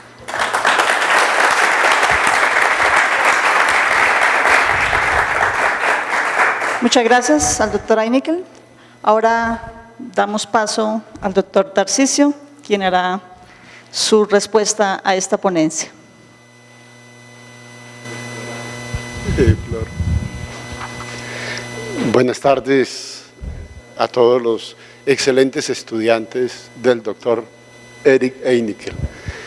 Pienso que para una persona promedio de nuestra sociedad, de nuestra época, no le resulta fácil entender la importancia de la crítica textual de la Biblia.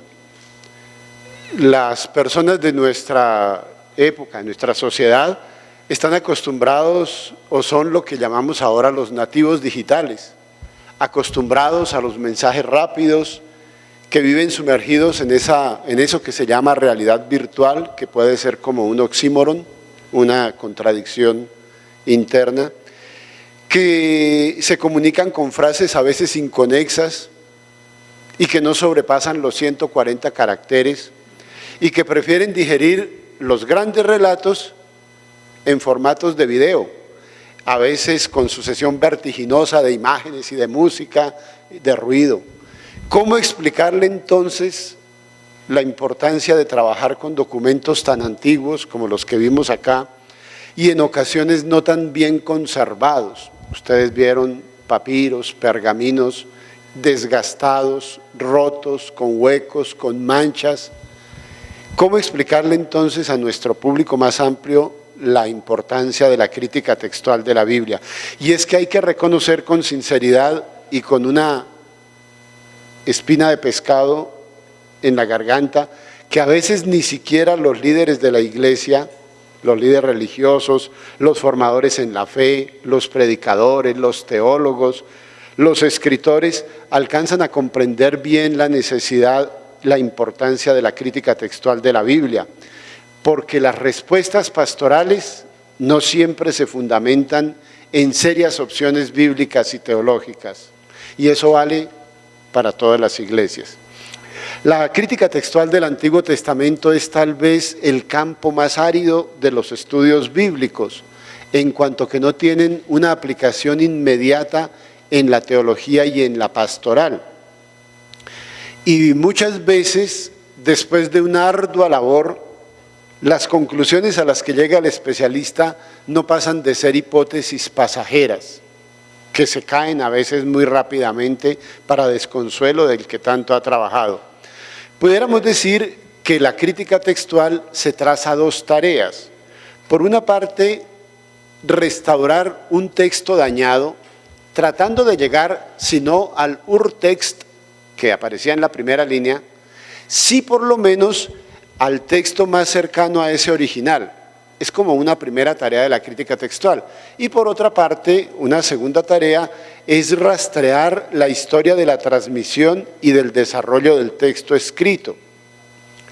El campo sobre el cual desarrollan su tarea estos admirables especialistas como el doctor Heineckel, es un conjunto de testigos, de papiros, de pergaminos, de leccionarios, de citas de los padres de la iglesia, de textos rabínicos, en ocasiones de inscripciones aisladas o de frases aisladas.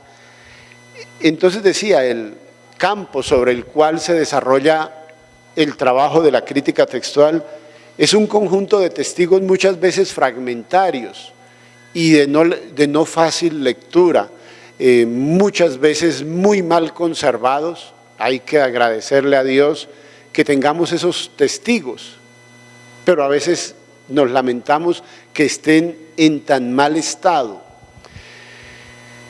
A ello se añade que en dichos manuscritos, como acabamos de ver, hacen presencia toda clase de variantes, de lagunas, de glosas, de supresiones y de errores producidos por los copistas a lo largo de los siglos, algunas veces cambios intencionales, como vimos en la exposición del doctor Heineckel. Un campo adicional que no tenía previsto y que me acabo de dar cuenta, sobre el cual trabaja, o una tarea adicional de la crítica textual, es tratar de explicarnos a nosotros los ignorantes por qué se produjeron esos cambios. Tratar de hipotetizar por qué se produjeron esos cambios. ¿Cómo es posible que un copista haya pasado de decir que los sepulcros estaban en el monte a decir que estaban en la ciudad? Ba'ir. Error de oído. Le estaba dictando otro que era medio tartaleto. Eso es posible, ¿no? Que le estaba dictando uno que no leía bien y entonces el copista no entendió ar y lo cambió por ir. Se equivocó el ojo, saltó desde la primera mención de Isha Elohim a la segunda mención de Isha Elohim porque estaba cansado el copista, y cuando está cansado el ojo salta un renglón o un párrafo entero. Entonces, además, el especialista en crítica textual tiene que explicar los errores de otro para disculpar esos errores y hacer quedar bien al pobre copista. Ante ese panorama surgen dos preguntas. La primera es, ¿el texto bíblico que tenemos hoy responde fielmente al que escribieron los autores bíblicos? Da susto responder que no. Y la segunda pregunta es, ¿será que es posible reconstruir la historia de la transmisión del texto bíblico hasta llegar al urtext, al texto original depurado de errores, de añadidos, de supresiones que se han acumulado a lo largo de los siglos? Gracias a la crítica textual podemos responder afirmativamente a las dos cuestiones, aunque de manera un poquito distinta. Sin embargo, como se puede deducir de lo que venimos diciendo, el trabajo especializado requiere sistematicidad científica y rigor metodológico. exponerlo como lo ha hecho el doctor Heinkel requiere por igual conocimiento y capacidad de traducir esos problemas, esos métodos y esas conclusiones a nuestras categorías de pensamiento, que ciertamente son más ligeras que las del especialista. De la rica exposición del doctor Heinkel quiero destacar 3 elementos. El primero, el rigor académico de su trabajo y de su exposición. La terminología que empleó, los distintos testigos del texto bíblico que citó, las problemáticas que planteó y la exposición de las conclusiones y alternativas fueron presentadas con la precisión propia de la ciencia bíblica a su más alto nivel. Además, expuso sin temor sus conclusiones, sus convicciones con mucha serenidad. Eso me llamó la atención. Por ejemplo, que se apartó de un grupo de especialistas posmodernos que piensan que la verdad sobre el texto bíblico es subjetiva.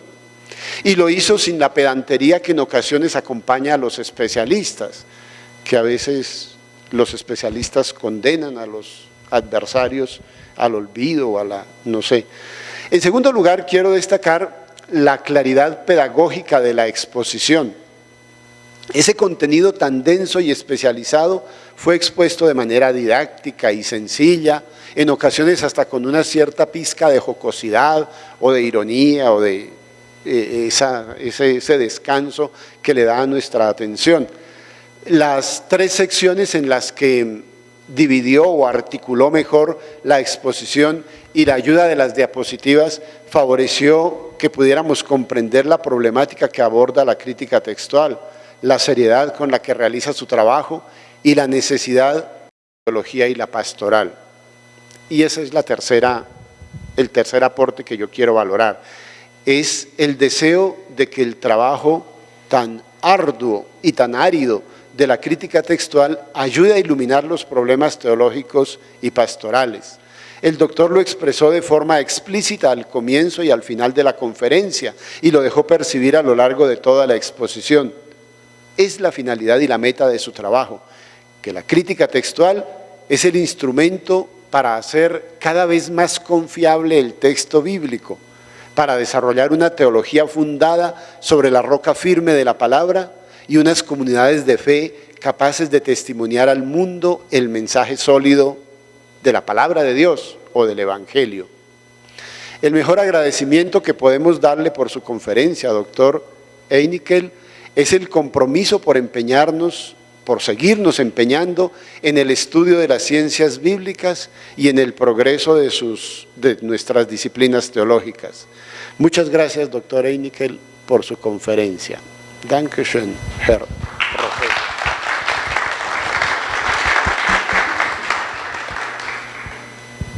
Doctora, Damos gracias al presbítero y doctor Tarcisio Gaitán de la Universidad Pontificia Bolivariana y ahora escuchamos la respuesta del doctor Theo Donner. Muchísimas gracias, doctor Heinkel, por la exposición tan transparente, lograr entender algo tan complejo en una exposición de 1 hora, hora y media, fantástico. A mí me dieron unos 510 minutos para responder a la... Si usted necesita irse antes de tiempo, bien puede, sí. Vengo al tema de la Septuaginta y la historia del texto del Antiguo Testamento desde un ángulo muy específico, que es el uso que se hace del Antiguo Testamento en el Nuevo Testamento. Cuando los autores del Nuevo Testamento están citando, ya sea por cita explícita, ya sea por alusión, el texto del Antiguo Testamento, y lo hacen en griego, lo tenemos allí en un Nuevo Testamento que está en griego. Y cuando uno empieza a hacer el estudio del Antiguo Testamento en el Nuevo Testamento, ahí se utiliza el texto de Nestle Aland, donde uno encuentra de que al lado del texto del Nuevo Testamento uno encuentra notas que muestran en el margen donde hay otros textos que coinciden con eso. Este es tomado de Mateo, capítulo 5, ese es versículo 9 que nos interesa especialmente. Uno nota que la mayoría es de Hebreos, de 1 de Juan, de Apocalipsis, pero que también hay aquí un texto del Antiguo Testamento que se está mencionando. Proverbios 10:10. Y el texto en Mateo es: bienaventurados los que hacen la paz, porque serán llamados hijos de Dios. Y según Nestlé Aland, encontramos alguna resonancia con el texto de Proverbios 10:10. Pero cuando ustedes van a Proverbios, y estoy citando aquí la Biblia de las Américas, lo que encontramos es que el texto dice: el que guiña el ojo causa disgustos, y el necio charlatán será derribado. ¿Ustedes pueden ver algo allí sobre hacer la paz? ¿Es un error de Nestlé Aland? Pero si volvemos a Nestlé Aland, nos damos cuenta que puso aquí una cosa detrás del texto, una referencia a la Septuaginta. Está sugiriendo de que nosotros debemos mirar este texto en la Septuaginta, específicamente. Aquí está la versión en hebreo, una letra horrible, no sé si es entre fenicio y cuadrado, pero aquí tenemos la misma terminación en el versículo 10 que también encontramos en el versículo 8. De pronto lo notaron en la versión al texto en español. Vemos que el versículo 8 y el versículo 10 terminan con exactamente la misma frase. Curioso eso. Y efectivamente está así traduciendo correctamente el hebreo. Cuando vamos al griego, encontramos que la segunda parte del versículo 8 y la segunda parte del versículo 10 es completamente diferente. Y lo interesante es que ahora, en el griego, en la Septuaginta de Proverbios 10:10, encontramos este verbo eireino poieo, hacer la paz. En nuestras versiones en español, solamente es que sabe que aquí hay un tipo de Microsoft y por eso no quiere funcionar. En las versiones en español, solamente en la Biblia del Peregrino, encontramos que se da una traducción en el texto que corresponde a la Septuaginta: quien reprende abiertamente trae remedio. El texto de la Septuaginta se traduce literalmente: el que reprende con denuedo, es un término que encontramos mucho en Hechos cuando se habla de predicar con denuedo. El que reprende con denuedo, este es el que hace la paz. Aquí sería un caso donde posiblemente el texto de la Septuaginta nos ayuda a recuperar el sentido original de Proverbios 10:10, que por algún error de copista, ya hemos hablado mal de los copistas bastante en estas charlas, estaba llegando al final de la tarde, ya estaban por mostrar El Chavo del Ocho en televisión, entonces se copió sencillamente lo que ya estaba dicho y ahí en el hebreo se perdió esta versión. Pero noten que esto también tiene implicaciones muy interesantes para la exégesis. Primero, este verbo, eireine poieo, hacer la paz, en toda la Septuaginta ocurre una sola vez, allí en Proverbios 10:10. El término paz se encuentra en diferentes partes, pero ese verbo solamente aquí. Y tiene implicaciones exegéticas muy interesantes, porque cuando nosotros leemos la bienaventuranza, pensamos, bueno, se está diciendo bienaventurado a los que son conciliadores, amables, los que hacen la paz, pero eso no es lo que dice el texto de Proverbios 10:10 en la Septuaginta. Hace el contraste entre el que guiña con el ojo, el que deja pasar la maldad, se hace cómplice, guiña el ojo y todo eso, se contrasta con el que reprende con denuedo. Este es el que hace la paz. Da una resonancia un poco diferente a las palabras de Jesús en las bienaventuranzas. Cuando nosotros miramos el Nuevo Testamento y los usos de textos, perdónenme que esa cita está en inglés, las demás van a estar en español traducidas.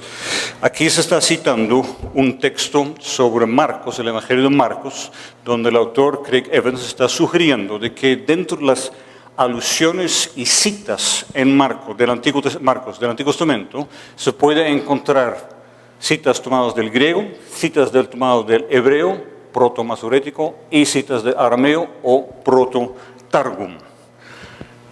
Interesante, incluso él da una lista completa, ustedes no van a tener tiempo para copiar todo eso, hablan conmigo después, les mando la diapositiva para sacarlo, de exactamente cuáles serían las citas que encontramos allí.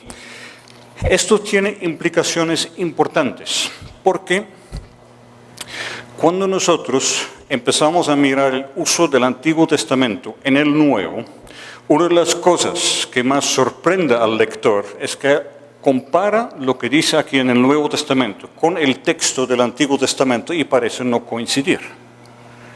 Está la pregunta de las modificaciones que entraron al texto.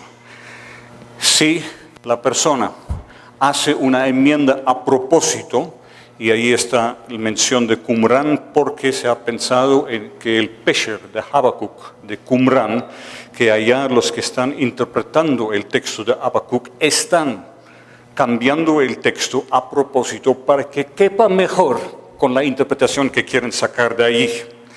¿Quién sabe?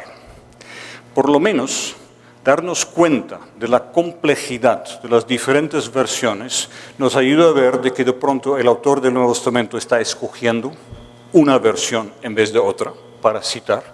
Puede tratarse sencillamente de que la memoria no le funciona en ese momento, tal vez no tenía ahí su versión de las Sociedades Bíblicas Unidas por delante para chequear si eso era exactamente. Piensen lo que ustedes hacen cuando predican. Ustedes siempre logran pensar exactamente en la palabra como está la cita o están citando de memoria.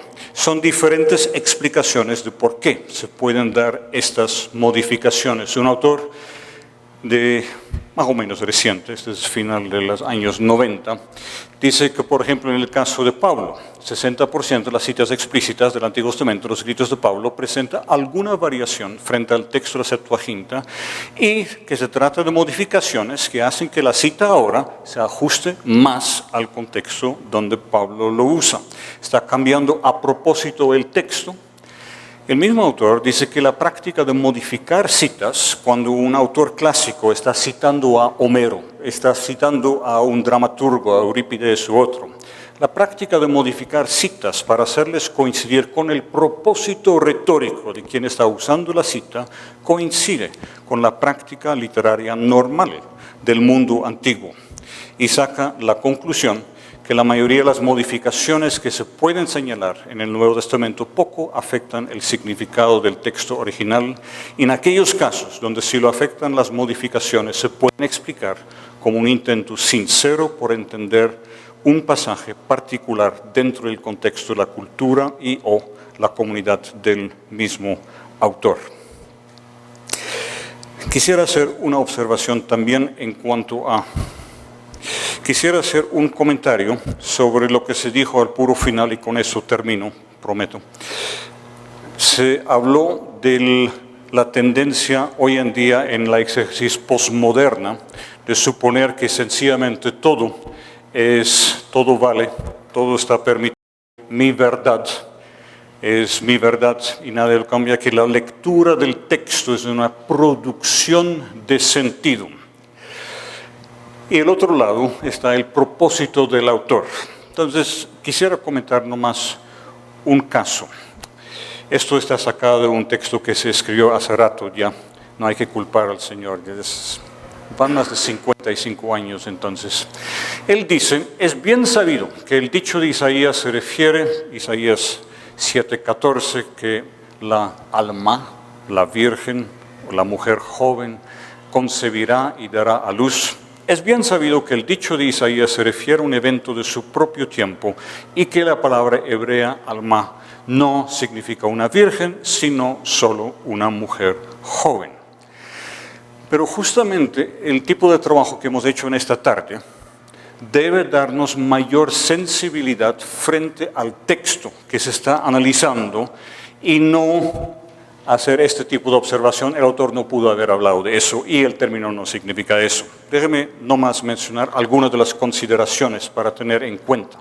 Primero, el texto de Isaías 7:14 está en medio de un contexto literario, una sección que va desde Isaías 7:1 hasta el capítulo 9, versículo 7, y en esos capítulos el tema de niño, nombre, señal, es un tema que se repite constantemente. Aun cuando Dios envía a Isaías al rey Acaz, tiene que llevar consigo a un niño con el nombre Shear Yashuv. Un remanente volverá. Ese niño también es una señal. ¿Sí? Es algo que va por toda esa porción, es un hilo conductor. Además, las referencias históricas, al comparar Isaías y Segundo de Reyes, y hay evidencias de que los dos están muy relacionados, son referencias históricas, tal como el texto está ahora, que ya no permiten pensar en Ezequías como el niño en el cual se cumple la profecía, porque se nos dan datos y fechas que significan que Ezequías ya había nacido 8 años antes.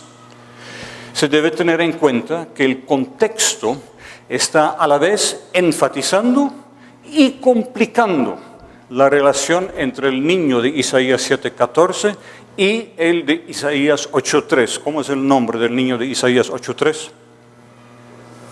Maher Shalal Hashbash. Es muy similar al nombre de uno de los actores que recibió un Oscar el domingo, sí, el de la película Moonlight. Mahershala Ali, algo así. Tanto énfasis como complicación de los dos, y el uso que se hace de la frase Dios con nosotros, Emmanuel, en el capítulo 8, 2 veces más, es parte de esa complicación. Y está la pregunta, perdóname que aquí el aparato Apple no quiso con el hebreo y el griego de mi texto. ¿Por qué el traductor de la Septuaginta de Isaías optó por traducir la palabra alma, piénsenlo en hebreo, mujer joven, con la palabra partenos, virgen, y el corolario? Al tiempo de él hacer la traducción, ¿cuáles eran las expectativas que este texto generaba para el traductor y los judíos de su tiempo? Que pudieran justificar esta traducción. Es otra consideración. Si ustedes hacen un repaso de las veces que aparece el término en el Antiguo Testamento, el término alma, mujer joven, indica que siempre se usa para una mujer joven que no ha entrado al matrimonio todavía.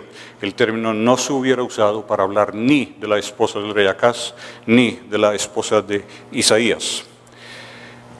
Y por último, noten que el uso de Isaías 7:14 por parte de Mateo ocurre en medio de unos capítulos que muestran que Mateo tiene en cuenta toda esta porción, Isaías 7:1 hasta 9:7, para las diferentes resonancias escriturales que él establece alrededor de Jesús. Hay una cita explícita, por ejemplo, en Mateo 4:15 y varias alusiones. Estoy tratando con estas observaciones sencillamente mostrar cuáles son las implicaciones para la exégesis de lo que estamos escuchando hoy del Dr. Einikel sobre la historia del texto y cómo eso afecta nuestra lectura de las citas bíblicas, citas del Antiguo Testamento que encontramos en el Nuevo Testamento. Muchas gracias.